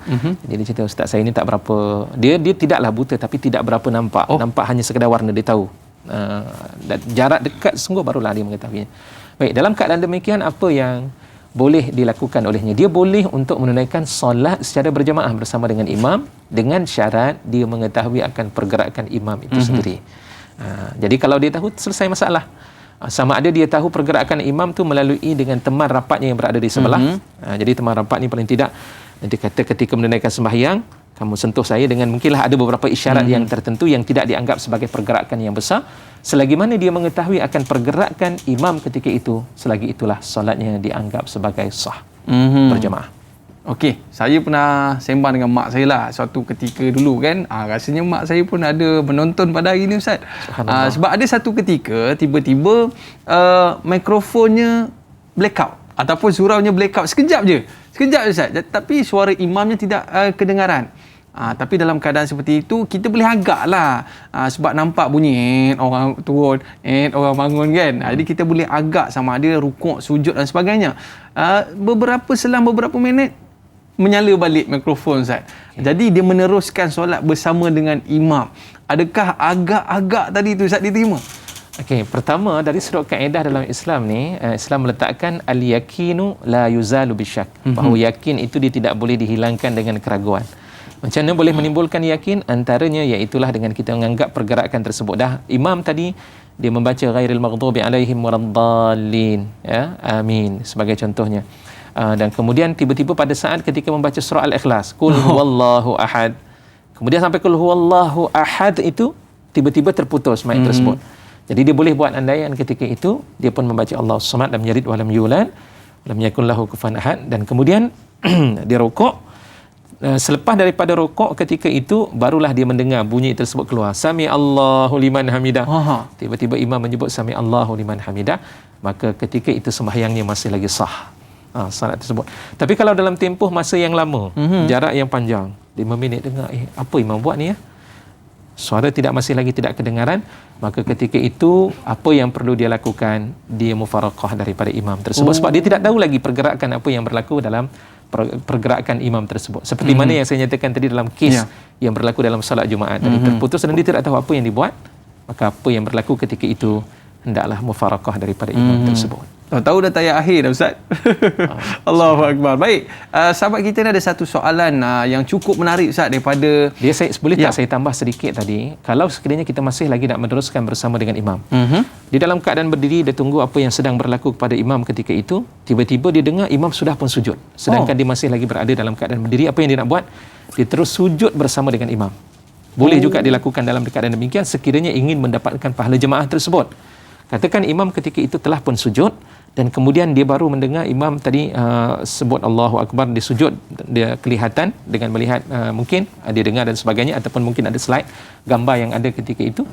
Maka dalam hal demikian, kalau sekiranya dia nak mendapatkan jamaah, dia boleh terus turun pada kedudukan imam tersebut. Kalau imam sujud, dia pun sujud, tapi dia tidak dapat rakaat tersebut. Maknanya Ustaz, sepanjang dia tak dengar tu, dia duduk diam-diam. Dia berada dalam keadaan berdiri ketika itu, dia tunggu apa yang berlaku sampai satu ketika. Maknanya sampai satu keadaan barulah dia mendengar. Tapi kalau memang dalam tempoh masa yang lama, dalam menurut adatnya lama itu mufaraqah lah. Okey, faham. Cuma isunya tiba dia boleh mendengar ketika itu mungkin dalam selang 3 minit selepas daripada itu barulah dia dengar imam, dan rupa-rupanya imam telah pun melepasi daripada rukuk, duduk antara dua sujud, dia kena bersama ketika itu dengan imam, dan kemudian dia kena tambah lagi dengan 1 rakaat, sebab tidak dianggap ketika itu rakaat bersama dengan imam. Faham. Maknanya rakaat tersebut tidak dikira. Maknanya terus dia bersama dengan imam pada ketika di saat itu. Ketika imam memberikan salam, dia tambah lagi dengan satu rakaat lagi. Baik Ustaz, jelas. Maknanya kita sayanglah nak tinggalkan jemaah tu Ustaz kan, daripada kita teka ke agak-agak dan sebagainya. Kes ni serupalah juga dengan imam yang menambah rukun. Katakan imam pada rakaat patutnya dah 4 rakaat, dia memberikan salam, tiba-tiba imam bangun. Jemaah yang ragu-ragu tadi, jemaah satu yang ragu-ragu kena ikut imam lah. Yang yakin tadi dia menyebut subhanallah pada imam. Imam masih lagi meneruskan, dia berdiri, tetap berdiri meneruskan solatnya ketika itu. Maka apa yang dilakukan oleh makmum yang memang dia yakin imam telah menambah rukun tersebut, makmum kena duduk pada tahiyat akhir kalau sekiranya nak dapatkan pahala jemaah. Sehinggalah imam nanti duduk memberikan salam, dia akan memberikan salam bersama dengan imam tersebut. Dia akan dapat pahala jamaah. Ataupun dia membuat pilihan dengan mufaraqah daripada imam. Saya berpisah daripada imam dan kemudian dia memberikan salam. Kalau was-was ikut je lah Ustaz Kalau was-was, dia tidak dianggap sebagai yakin, dia kena mengikuti imam tersebut sebab dia was-was. Dia tidak tahu. Tapi kalau yang tahu, tetap ikut imam tersebut, solatnya batal sebab dia telah pun menambah rukun dalam solat tersebut. Baik Ustaz. Banyak benda-benda yang kita tidak tahu dan kita perlu ambil cakna. Takut-takut solat kita tak sah. Selepas ini ada soalan yang lebih menarik. Jangan ke mana-mana para penonton. Kembali Tanyalah Ustaz. Biar tahu, jangan keliru.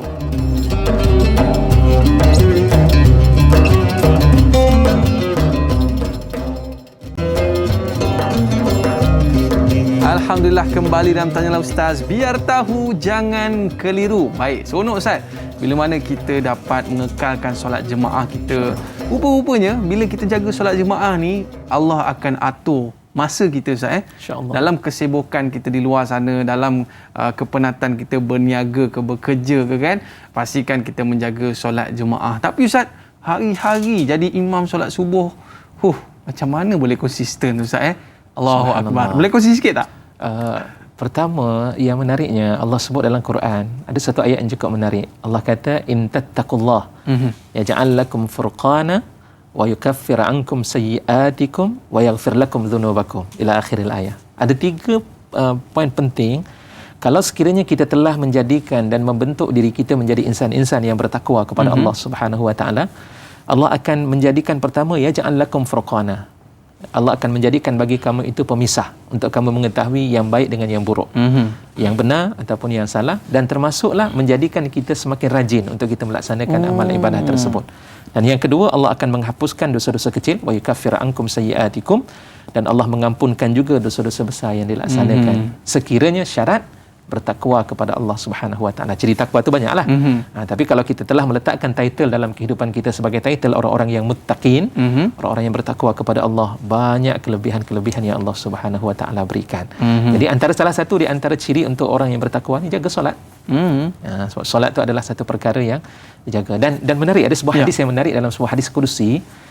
Itu dicatatkan oleh Imam Nawawi rahimahullah dalam kitab Riyadhus Salihin, termasuklah dalam kitab Matan Arba'in itu juga ada, di mana Rasulullah menceritakan seorang wali Allah ni, dia akan jaga 2 amalan penting. Pertama, amalan yang Allah wajibkan, dan yang kedua, amalan-amalan sunat ditambah dalam kehidupannya. Dan di hujung hadis itu Rasulullah kata, hatta uhibbah, nanti sampai tahap aku akan sayang kepadanya. Dan bila Allah sudah pun sayang kepada seseorang hamba itu, setiap pergerakannya semua akan dijaga oleh Allah. Pandangan matanya dijaga oleh Allah, telinganya dijaga oleh Allah, tangannya dijaga oleh Allah, kakinya dijaga oleh Allah. Jadi apa yang dia rasa berat dalam hidupnya, bila semuanya dijaga oleh Allah SWT, dia akan berasa ringan untuk melaksanakan dan mengerjakan amalan tersebut. Salat subuh dapat dilaksanakan dalam keadaan istiqamah dan juga konsisten dalam hidupnya, sebab dia menganggap perkara tersebut sudah menjadi kemudahan dalam hidup. Macam kita makan nasi lah. Subuh lepas pagi ni mesti makan nasi lemak. 2 je, nasi lemak ataupun makan roti canai. Kenapa kita dah biasa dah? Tanya orang Arab, tak boleh dah. Tak boleh makan, orang Arab tak boleh makan begitu. Tapi kita biasa makan sebab sudah menjadi kebiasaan. Samalah juga pada kita. Kalau kita sudah menjadi kebiasaan dalam hidupnya melaksanakan amalan tersebut, maka itu akan dipermudahkan oleh Allah Subhanahu wa taala. Itu disebutkan kemanisan dan kecintaan tu, anugerah yang Allah nak bagi kepada orang yang melakukan amal soleh. Allahu Akbar. Sahabat kita nak tanya soalan Ustaz. Boleh Ustaz kita raikan? Silakan. Okey, daripada Hasnoin Wahid, solat dalam penerbangan kita dianjurkan melakukannya sama ada dengan cara menghormati waktu atau dengan cara duduk. Sememangnya solat dalam pesawat itu besar halangannya, dan Islam itu permudahkan ibadah yang seperti ini dengan kelonggaran yang dibenarkan. Apa pandangan Ustaz tentang isu ini? Dan kalau kita dapat lihat di kaca TV anda, dalam keadaan solat di atas kapal, 2 kapal yang berbeza, imam di kapal A dan jemaah ada sebahagiannya di kapal B, boleh ke berimamkan seperti ini Ustaz? Baik, terima kasih atas soalan Cik Hasnoin atas soalan tersebut. Di mana sahaja kita berada, tidak ada keuzuran bagi kita untuk kita menunaikan solat. Walaupun sakit, tetap solat perlu dilaksanakan. Melainkan wanita lah. Kalau datang bulan wanita, lelaki tak ada datang bulan. Tapi bagi lelaki, wajib di mana sahaja dia berada, solat jangan ditinggalkan. Inna salata kanat alal mu'minina kitaban mawquta. Sesungguhnya solat ke atas orang-orang yang beriman, dia merupakan satu kewajipan yang telah pun ditentukan waktunya oleh Allah Subhanahu wa taala, kita laksanakan. Ustaz, soalannya, saya ketika berada di atas kapal terbang, tidak ada tempat solat yang disediakan. Jadi saya tunaikan solat dalam keadaan duduk. Boleh tak Ustaz? Itu disebut sebagai ihtiramil waqti lah. Kita menghormati ataupun hormatil waqti, menghormati akan waktu tersebut. kerana masuknya waktu solat tersebut. Namun dalam keadaan demikian kena qada balik semula akan solat yang telah pun dilaksanakan. Tapi yang tadi tu laksanakan juga, kena laksanakan sebab kewajipan solat itu dia tidak terikat dengan apa-apa pun keunturan.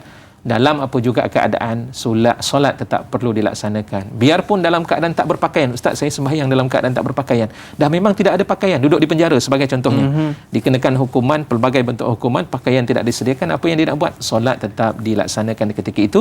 Dia boleh solat dalam keadaan duduk bagi mengelakkan segala bentuk auratnya itu terlihat. Dia laksanakan dalam keadaan demikian.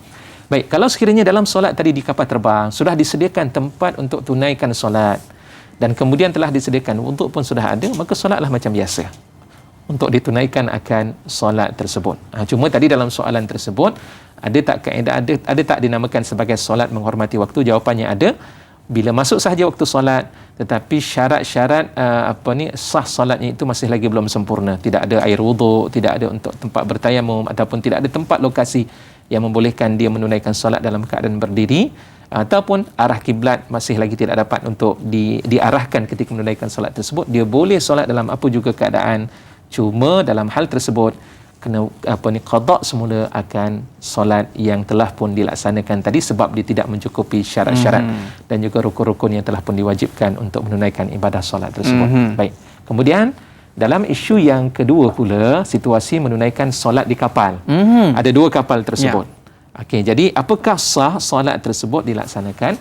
Jawapannya, tuan-tuan, para hadirin dan hadirat, penonton yang dikasihi dan dirahmati oleh Allah Subhanahu Wa Taala, dalam hal yang demikian perlu untuk dilihat situasi dan juga keadaannya. Pertama, sudah tentu solat di kapal ini sudah tidak lagi dianggap sebagai solat di masjid. Maka keadaannya dia berbezalah dari sudut hukum. Maka pada saat tersebut dia dianggap sebagai solat seumpama sembahyang di mana-mana lapangan. Waju'ilat liyal ardu masjidan wa tahura, dan telah pun dijadikan bumi itu sebagai tempat sujud dan juga tempat yang suci untuk menunaikan ibadah solat tersebut. Dalam situasi tersebut, kalau sekiranya ada dua kapal, dalam satu kapal tak jadi masalah. Kalau satu kapal menunaikan solat ketika itu, mestilah makmum berada di belakang daripada imam, dan yang kedua, arah tunaikan solat itu mengarah ke arah kiblat. Maka solat adalah sah. Situasi yang kedua pula, kalau sekiranya ada dua kapal tersebut, maka jarak di antara kapal pertama dengan kapal yang kedua itu, dari sudut saf yang terputus di antara kapal yang pertama dengan saf pada kapal yang kedua, mestilah tidak melebihi daripada 300 hasta. Sebab sekarang ni dia berada di luar daripada masjid. Itu syarat tu penting juga untuk diambil perhatian. Dia mestilah tidak lebih daripada 150 meter. Dia pun nampak, Ustaz? Ya, walaupun nampak ketika itu kerana dia tidak ittihadul makan. Dia bukan bersatu pada tempat solat tersebut. Sekarang ini dia berada pada dua tempat yang berbeza dan bukan di rumah Allah Subhanahu Wa Taala, maka jarak itu diambil kira dari sudut hukum. Dia tidak melebihi daripada 150 meter ataupun 300 hasta tersebut. Dan kemudian yang kedua, pada kapal yang kedua tadi, makmumnya mestilah berada di belakang daripada imam. Jangan makmum berada di hadapan imam. Maka makmum kalau sekiranya berada di hadapan imam, solat tetap tidak sah lah. Sebab syarat kedua, syarat untuk mengikut imam, makmum mestilah berada wara al-imam. Dia berada di belakang. Boleh jadi, Ustaz? Boleh jadi ke? Kadang-kadang boleh jadi. Bagaimana keadaan? Tiba-tibalah kapal yang kedua bergerak ke depan. Tolak dengan ombak? Sama ada ditolak dengan ombak. Bergerak ke depan. Apa nak buat ketika itu? Maka ketika itu kalau dia berada di depan daripada imam, maka sembahyangnya akan terbatal lah. Sebab dia sudah berada di depan imam. Habis itu kalau nak buat macam mana, Ustaz? Saya pun mengundur ke belakang. Subhanallah. Jadi pastikanlah kapal seumpama itu tidak berlaku. Baik, Ustaz. Sahabat kita ni ada satu soalan yang cukup menarik, Ustaz, daripada Muhammad Izzuddin. Jika kita perhatikan pada hari ini banyak masjid dibina secara bertingkat di mana Dewan Utama Solat berada di tingkat bawah. Apakah hukumnya solat di tingkat berasingan sedangkan di Dewan Solat Utama masih terdapat kekosongan? Dia suka duduk di atas, Ustaz, seorang-seorang. Macam mana, Ustaz? Yang dia dah memilih tempat ni. Terima kasih atas soalan tersebut. Kalau kita tengok pada gambar dirajah kita ni, Ustaz, mungkin situasinya dia sedikit tinggi. Makmum pula tinggi pada imam. Macam mana ni, Ustaz? Pertama, dari sudut hukum, makruh bagi seorang imam ataupun makmum dia berada dalam keadaan yang tidak sekata. Imam berada di atas, makmum berada di bawah. Contoh dalam keadaan demikian, biduni hajatin. Maknanya tanpa keperluan yang tertentu. Tapi kalau sekiranya ia memerlukan, contoh lokasi sempit yang ada satu tempat yang berada di atas, jemaah nak dilaksanakan ketika itu tidak menjadi masalah. Samalah juga dengan masjid yang sekarang ni sudah pun ada bertingkat-tingkat kedudukannya. Ada satu tingkat, ada dua tingkat. Kalau di Indonesia Masjid Al-Istiqlal, kita tak silap di Jakarta tu, masjid dia lebih daripada 2 tingkat. Masya Allah. Maknanya dalam keadaan demikian ramai jemaah yang ada. Bagaimana keadaan jika sekiranya seorang makmum dia menunaikan pada tingkat yang pertama ataupun tingkat yang kedua, sedang imam berada pada bahagian ground, bahagian bawah tu, bahagian bawah tersebut, jawapannya solat tetap berada dalam keadaan sah. Okay. Cuma kalau sekiranya kekosongan memang ada di bawah tapi tetap memilih pada tingkat yang pertama ketika itu, pertama hukumnya adalah makruh perbuatan tersebut, dan kemudian yang kedua dari sudut pahala jemaah akan berkurangan. Sebab dalam hadis Nabi SAW, Rasulullah pernah menyebutkan, la yalini ulul ahlami wan nuha summal ladzina yalunahum summal ladzina yalunahum, dan akan mengikuti aku ini adalah orang-orang yang dewasa, orang-orang yang berakal, dan mereka mampu untuk mengetahui tentang pergerakan imam, mengetahui hukum dalam ibadah solat tersebut, diikuti oleh mereka yang berikutnya dan mereka yang berikutnya. Dalam hadis tersebut nak menunjukkan dan menggambarkan semakin kita dekat dengan saf imam, dengan dengan tempat imam tadi, tempat berdirinya imam, maka itu adalah sesuatu yang afdal. Baik Ustaz. Berkaitan dengan masjid bertingkat ni Ustaz, tadi pada awal tadi Ustaz ada sebutkan bahawa lelaki biar di depan dan perempuan eloknya di belakang. Tapi bila masjid bertingkat ni, kadang-kadang perempuan ni solat di atas. Dan bila solat di atas ni, lebih kurang dia dah duduk di depan ni lebih kurang sama dengan saf pertama imam pula. Jadi apa pandangan Ustaz tentang isu ini? Okey, pertama kena ingat tentang syarat kuduah ini, dia mestilah tidak mendahului imam. Makmum mestilah berada di belakang daripada imam, dan sekurang-kurangnya tumit itu ada melebihi sedikit daripada tumit imam. Itu syarat paling syarat sah untuk menjadikan makmum itu solatnya diterima oleh Allah Subhanahu Wa Taala dan juga sah. Dalam situasi Ustaz, kalau sekiranya kedudukannya serupa juga tidak dianggap sebagai mendahului imam. Tetapi hukumnya adalah makruh. Jika sekiranya jemaah muslimat dia berada di atas, Ustaz, dia tidak mendahului imam Ustaz, tapi kedudukannya itu tapak ataupun tempat garisan kaki dia itu serupa dengan garisan penghujung tumit bagi seorang imam tersebut, maka hukumnya adalah makruh. Sebab itu dia mesti berada di depan, di belakang sedikit berbanding dengan imam yang menunaikan solat ketika itu. Sebab saya tengok ada masjid tu saf pertama muslimat dengan saf pertama muslimin sama, dan imamnya di hadapan lah. Jadi Ustaz, baik. Kalau sekiranya serupa tadi dalam soalan tersebut, tetap serupa dengan muslimin, tak jadi masalah. Tak jadi masalah. Kalau serupa, katakan makmum di atas, muslimat di atas dan juga muslimin di bawah, sama serupa level dia, garisnya tidak menjadi masalah. Tapi yang level ni serupa dengan garisan imam, tempat imam tersebut. Okey, baik Ustaz. Kita dah berada di akhir siaran ni Ustaz. Mungkin ada nasihat daripada Ustaz untuk para penonton kita sama-sama jaga solat berjemaah. Bagaimana Ustaz? Silakan. Para penonton yang dikasihi dan dirahmati oleh Allah Subhanahu Wa Taala, dalam suasana dan juga keadaan situasi yang kita lihat tidak menentu dalam kehidupan kita, bila-bila masa sahaja kita akan bertemu dengan Allah Subhanahu Wa Taala. Rasulullah pernah menyebut, awwalu amalin yuhasabu yaumal qiyamati as-salah. Awal amalan-amalan yang pertama yang akan ditanya dan dipersoalkan oleh Allah Subhanahu Wa Taala pada hari kiamat adalah bab yang berkaitan dengan solat. Kalau sekiranya eloklah amalan yang lain, akan dikira amalan yang lain. Tapi kalau sekiranya amalan solat masih lagi tidak selesai, maka amalan-amalan lain juga tidak akan dipersoalkan oleh Allah Subhanahu Wa Taala. Selesaikan bab solat. Kerana itu jaga solat. Rasulullah sebelum wafatnya bertemu dengan Allah, Rasulullah sentiasa ingatkan kepada umatnya, as-salah, as-salah, wa ma malakat aimanukum. Jagalah sembahyang, dan apa yang kamu miliki daripada hamba sahaya kamu. Jadi maknanya solat begitu penting, apatah lagi bila kita berbicara dengan solat berjamaah, kerana solat jamaah ini adalah merupakan tanda kesatuan umat Nabi Muhammad sallallahu alaihi wasallam. Bila kita memupuk kehidupan kita secara berjamaah, hakikatnya kita sedang membina kekuatan agama Allah Subhanahu Wa Taala, yang mudah-mudahan dengan perbuatan kita menjaga akan apa yang diminta oleh Allah dan Rasulnya, bermakna kita juga akan memperolehi kejayaan dan keredaan daripada Allah Subhanahu Wa Taala dalam hidup kita di dunia, apatah lagi di saat ketika kita bertemu dengan Allah Subhanahu Wa Taala. Masya-Allah, amin ya rabbal alamin. Baik Ustaz, bagi mengakhiri pertemuan kita pada hari ini, kita nak minta Ustaz untuk mengimamkan doa penutup kita pada hari ini. Tafadhal Ustaz. أعوذ بالله من الشيطان الرجيم بسم الله الرحمن الرحيم الحمد لله رب العالمين والصلاة والسلام على أشرف الأنبياء والمرسلين وعلى آله وصحبه أجمعين اللهم اجعل جمعنا هذا جمعا مرحوما وتفرقنا من بعده تفرقا مباركا معصوما ولا تجعل فينا شكيا ولا مترودا ولا محروما برحمتك يا أرحم الراحمين اللهم أعنا على ذكرك وشكرك وحسن عبادتك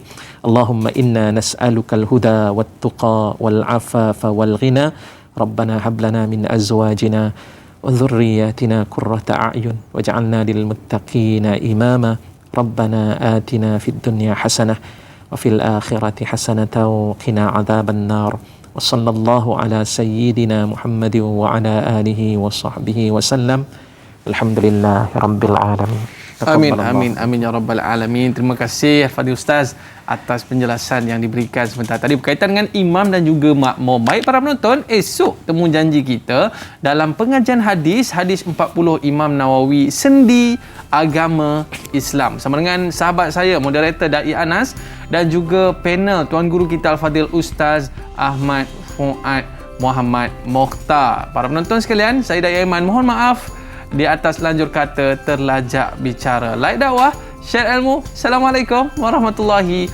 wabarakatuh. Ilal liqa, ma'assalamah. Terima kasih.